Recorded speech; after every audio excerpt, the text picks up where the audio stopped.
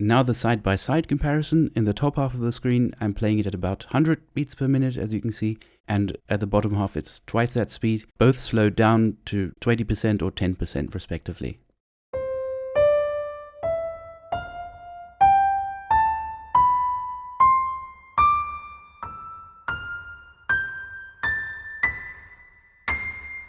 And I was very surprised at how similar the movements look.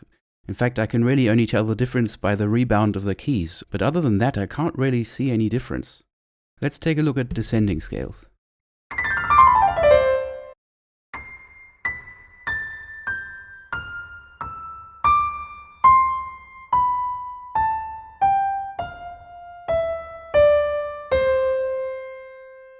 And I thought I'd try another key because that might change things.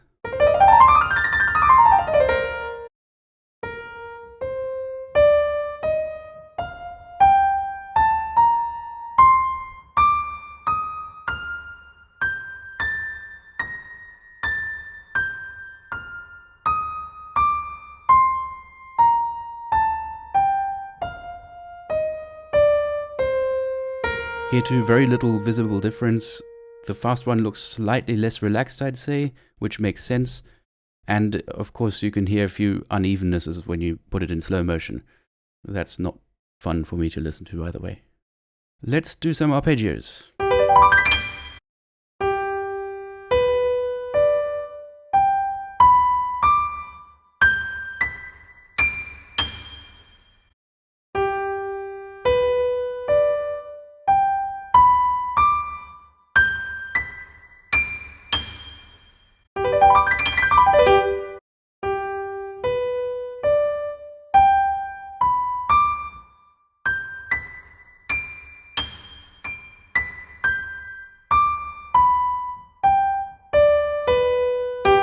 Now here there's a bit more of a difference. Clearly the fast one is less legato, and there's more of a jumping action from one octave to the other rather than an even transition using the thumb to play legato. But still, I did expect that difference to be bigger than it actually turned out to be. Now jumps are a different story, because there I actually consciously play them differently when it's slower. When there's time, I try to get to the note before I need to play it, and then rather jump away fast than jump to it fast. But at a high speed you just can't do that, and so we should see that difference quite nicely here.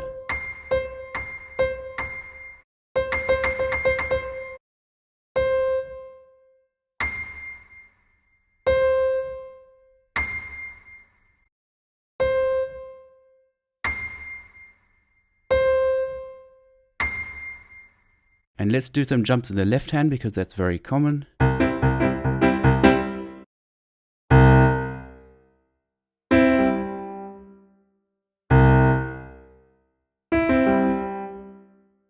It really doesn't sound nice in slow motion. I'm sorry everyone that it's so messy. By the way, one observation I made about evenness, besides making me feel bad, was that tonal evenness and rhythmic evenness don't quite have the relationship that I thought they had. Let me show you by example. Now I'll play you two versions of a downward scale played at the same speed, at normal speed, and if you listen closely, I think you'll agree that the second one sounds a little bit more even than the first one. But in slow motion, it looks quite different.